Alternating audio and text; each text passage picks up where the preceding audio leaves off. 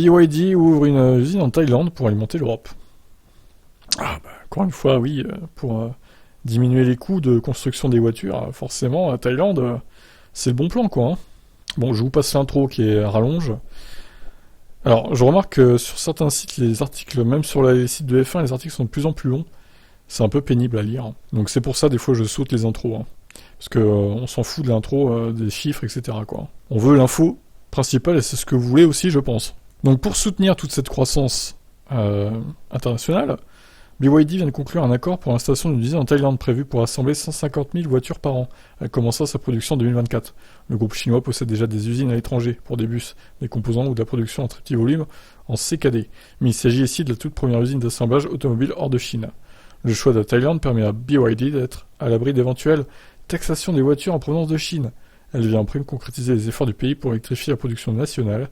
Cette usine sera utilisée pour alimenter l'Europe, le continent asiatique donc. Sur place, le constructeur chinois pourra disposer d'un tissu de fournisseurs assez développé. On trouve des usines de Ford, Isuzu, Toyota, Honda et Nissan. Voilà donc. BYD. Je dis BYD moi parce que c'est plus rapide, mais bon, c'est vrai que c'est BYD qu'il faut dire.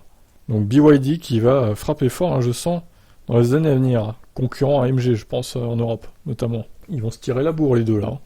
Allez, ciao.